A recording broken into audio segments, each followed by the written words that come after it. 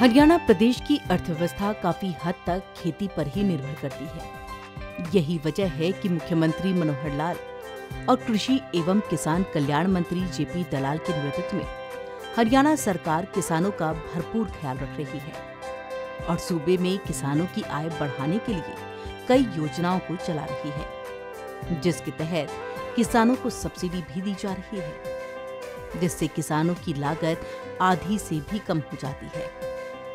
तो वहीं सूबे का किसान धीरे धीरे परंपरागत खेती को त्याग कर नई तकनीकों की ओर अग्रसर हो रहा है, जो किसानों के लिए काफी फायदे का सौदा साबित हो रही है, जिससे किसान आर्थिक उन्नति भी कर रहे हैं। हरियाणा सरकार का प्रयास रहा है कि किसानों की आय दुगनी हो सके और उन्हें प्रोत्साहन करने के लिए धान और गेहूं के अलावा अन्य प्रकार की खेती करने पर सब्सिडी दी जा रही है। हरियाणा सरकार की तरफ से अनुसूचित वर्ग के किसानों को सरकार 85% तक का सब्सिडी दे रही है। तो वहीं इसके साथ ही प्रदेश सरकार द्वारा फल सब्जी की खेती करने वाले किसानों को हरियाणा सरकार 50% की सहायता सब्सिडी के रूप में दे रही है। इसी वजह से हरियाणा के ज्यादातर किसान अब धान, गेहूं की खेती के अलावा नई तकनीक के जरिए फल, सब्जी, टमाटर, मिर्च, खरबूजा समेत अन्य प्रकार की खेती कर रहे हैं, जिसमें ज्यादातर किसानों को काफी लाभ भी हो रहा है। यही वजह है कि अब हरियाणा प्रदेश में किसान धान की खेती छोड़कर अन्य फसल की खेती कर रहे हैं और ऐसे प्रगतिशील किसानों को हरियाणा सरकार की तरफ से 7,000 रुपए प्रति एकड़ सहायता राशि दी जा रही है।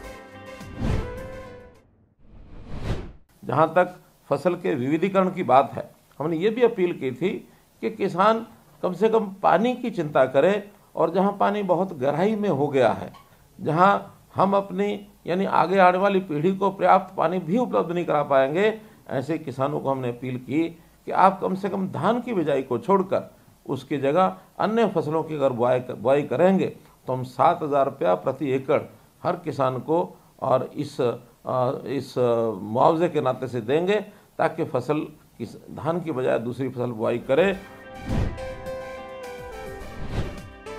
बागवानी की खेती करने पर सरकार की तरफ से सहायता राशि दिए जाने के बाद किसानों ने धान की खेती छोड़ अन्य खेती करना शुरू किया है। अब मेरा पानी मेरी विरासत योजना का प्रदेश के किसानों को लाभ भी मिल रहा है। और ऐसा पिछले 2 वर्षों में लगभग 2.25 लाख एकड़ पर किसानों ने धान को छोड़ा है। बधाई के पात्र हैं। और हमारा ये जो मेरा पानी मेरी विरासत की योजना, दूसरे प्रदेश भी इसको अपने यहाँ लागू करने के लिए लायक हैं कि हम भी इस योजना को लागू करेंगे, ताकि पानी की चिंता ये सब लोग कर सकें। प्रदेश के किसानों को मंडियों में बेहतर सुविधा मिले, इसके लिए सरकार की तरफ से मंडियों में व्यवस्था को ठीक किया गया है। मुख्यमंत्री मनोहर लाल ने बताया कि दूसरे राज्यों के किसान भी अब हरियाणा में अपनी फसल बेचने आ रहे हैं और हरियाणा सरकार 14 फसल MSP पर खरीद रही है। मुझे खुशी है कि मार्केटिंग की व्यवस्था हरियाणा की बाकी आसपास के प्रदेशों से सबसे अच्छी है। यही कारण है कि होड़ लगी रहती है। बाहर के प्रांत के जो सीमावर्ती जिले हैं, वहाँ से भी किसान, चाहे वो पंजाब हो अथवा उत्तर प्रदेश हो, राजस्थान हो, सब जिलों आसपास के जिलों के लोग हरियाणा की मंडियों में फसल बेचना चाहते हैं। और हमने फसल 1-2 नहीं 14 फसलें ऐसी जो हैं वो MSP पर खरीदनी ये शुरू की हैं। अगर किसी फसल को हम MSP पर खुद नहीं खरीद सकते हैं तो उसमें भी हमने व्यवस्था की है कि भावांतर भरपाई योजना, उसमें चाहे सब्जियां हों, फल हों अथवा बाजरा हो, इसकी व्यवस्था भी सफलतापूर्वक लागू की गई है। इन सब योजनाओं को आसपास के प्रदेशों के किसान खूब समझ रहे हैं, खूब उनको ये जानकारियाँ मिल रही हैं। तो मेरा किसान किस प्रकार से खुशहाल बने, कैसे आगे बढ़े। कृषि की आधुनिक तकनीकों को देखते हुए अब किसान धान, गेहूं और मोटे अनाजों की परंपरागत खेती के दायरे से बाहर निकलकर आधुनिक पद्धति को अपना रहे हैं। ऐसे ही सोनीपत के प्रगतिशील किसान सुरेंद्र और विजय हैं। जिन्होंने परंपरागत खेती छोड़कर मशरूम की खेती शुरू की और जिससे उन्हें अच्छा खासा मुनाफा हो रहा है। प्रगतिशील किसान सुरेंद्र हुड्डा पिछले 35 सालों से मशरूम की खेती कर रहे हैं। वो और उनके भाई मिलकर के ये मशरूम की खेती करते हैं। उन्होंने बताया कि मशरूम की खेती करने पर हरियाणा सरकार की तरफ से सब्सिडी दी जा रही है और अब वो अपनी मशरूम को मंडियों में बेचने के साथ साथ बड़ी-बड़ी फैक्ट्रियों में भी सप्लाई कर रहे हैं, जिससे उन्हें अच्छी बचत हो रही है। पहले छोटे तबके से काम शुरू कराया, 10 फार्म 5 फार्म 4 फार्म लगाए। हम दोनों तीनों भाई सारे मिलकर कराया करते, तो अब 50-50 फार्म लगाते हैं। छोटा भाई भी लगाता है, मैं भी लगाता हूँ। लगभग जो है 90 से लेकर अब तक ये अब पूरे उस पर लगा हुआ है। सारा माल जो है फैक्ट्री में बेचते हैं। अब मंडी पहले छोटा काम था, मंडी में बेच दिया करते। अब ज़्यादा माल है, वो मंडी से नहीं बात बनेगी तो अब फैक्ट्री में कैनिंग के लिए बेचते हैं। प्रगतिशील किसान सुरेंद्र हुड्डा ने बताया कि मशरूम की खेती करने में थोड़ी जमीन का उपयोग होता है और परंपरागत खेती से ज्यादा मुनाफा मशरूम की खेती में उन्हें मिल रहा है। इसी के साथ वो अपनी इस खेती के जरिए गांव की महिला और अन्य लोगों को रोजगार दे रहे हैं और उनके फार्म पर करीब 50 लोग काम करने आते हैं। खेती भी करते हैं, लेकिन ये थोड़ी ज़मीन में और ज़्यादा मुनाफा हुआ इसमें। इससे ठीक बढ़िया पैसे कमाओ हैं, बढ़िया आए साल ठीक काम चल रहा है, कोई दिक्कत नहीं किसी चीज़ की भी है। बट हम मेरे पास 30-40 आदमी काम कर रहे हैं, 50 आदमी लेडीज़ भी आए हैं और वो कटिंग के लिए सब कुछ कैजुअल लेबर आओ सारी, तो उसमें उनको भी रोज़गार मिल रहा है, हमें भी रोज़गार मिल रहा है और सारा काम कोई दिक्कत नहीं कहेंगे भी। तो कितने लोगों को रोज़गार दे रखा है लगभग? 50 आदमी का एवरेज लगा लो आप। उन्होंने बताया कि सितंबर महीने से मशरूम की खेती का काम शुरू होता है और अप्रैल महीने तक मशरूम की काफी डिमांड रहती है। ये सितंबर अक्टूबर में काम स्टार्ट हो जाता है, तो उसके बाद मार्च अप्रैल में तो ये मशरूम चलती है मार्च तक। उसके बाद टेम्परेचर बढ़ जाए, मशरूम ख़त्म हो जाए, फिर जो लेबर रह जाए वो इसको बांस के इकट्ठे कर रख दे हैं। पन्नी को वेस्ट हो जाए उसको बेच दे हैं। प्राड़ है, प्राड़ भी वेस्ट, जो वेस्ट प्राड़ है हो जाए उसको हम बेच दे हैं। वो भी 10 रुपये की आमदनी उससे भी हो जाए।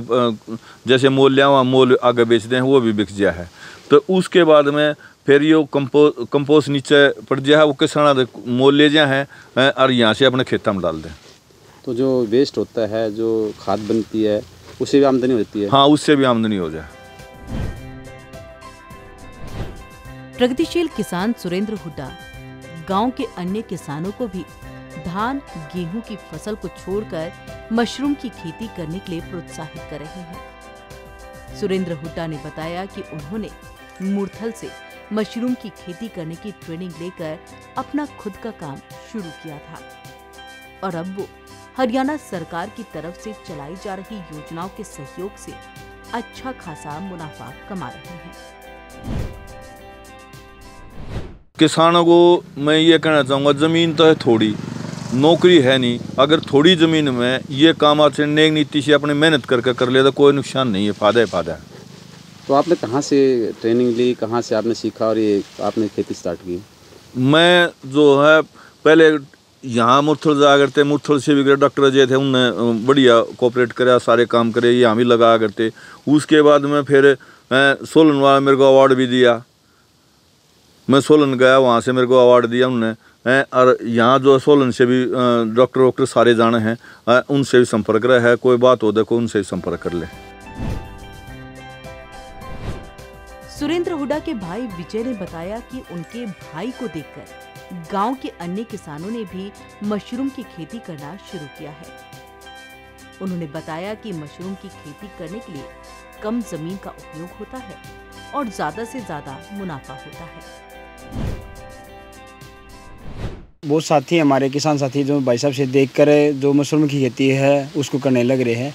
ये एक ऐसा बिजनेस कह लो, ऐसी खेती कह लो जिसमें कम जगह में बहुत ज़्यादा लागत आने के बावजूद भी बहुत अच्छी कमाई है। और सभी किसान साथियों से मैं तो अनुरोध भी करना चाहूँगा कि जिसके पास कम ज़मीन है वो इस तरह का जो खेती करने का है, बिज़नेस करने का है, बिज़नेस पर्पज़ से भी खेती कर सकते हैं, उसमें अच्छा मुनाफा है। तो सभी साथी, किसान साथी, थोड़ी ज़मीन वाले जो छोटे किसान हैं वो इस चीज़ को अपनाएंगे और उससे जिससे उसका बहुत फायदा होगा। जो परंपरागत खेती है उसकी तरफ जो लोगों का जो नुकसान होता जा रहा है उसके बारे में क्या है? देखो, ये परंपरागत खेती इसमें ऑलमोस्ट जो सर्दी की है, गेहूं की है, सरसों की है, उसमें हमारी लागतें दिन पर दिन बढ़ने लग रही है और ज़मीन का जो टुकड़े बढ़ने लग रही, कम होने लग रही है ज़मीन। और कम ज़मीन होने के कारण हमारे जो किसान साथी हैं उनके आपस में बंटवारे भी होने के बावजूद, तो थोड़ी थोड़ी ज़मीन होने के बावजूद जो परंपरागत खेती में हमारी खर्चा वो बहुत बढ़ने लग रहा है, जिससे भाई हमें उस चीज़ को हटाकर आधुनिकता पे आना पड़ेगा कि हम किस तरह से अच्छा मुनाफा कमा सके उस खेती से दूसरी खेती करके। उन्होंने कहा कि परंपरागत खेती करने के लिए किसानों को ज्यादा जमीन चाहिए होती है और कम जमीन होने के कारण कई किसान हैं जो खेती नहीं कर पा रहे। लेकिन मशरूम की खेती करने के लिए किसानों को ज्यादा जमीन नहीं चाहिए। इसी के साथ हरियाणा सरकार की तरफ से किसानों को सब्सिडी भी दी जा रही है। हरियाणा के किसानों को किसी भी तरह की कोई परेशानी ना हो, इसके लिए हरियाणा सरकार की तरफ से कई योजनाएं चलाई जा रही हैं, जिसका सीधा लाभ किसानों को मिल रहा है। मुख्यमंत्री मनोहर लाल का उद्देश्य है कि हरियाणा का किसान खुशहाल बने, प्रगतिशील बने। यही वजह है कि कृषि एवं कल्याण मंत्री जेपी दलाल के नेतृत्व में सूबे का कृषि विभाग नए नए प्रयास कर रहा है, जिसकी बदौलत पंक्ति के अंतिम पायदान पर खड़ा किसान भी प्रगति कर रहा है।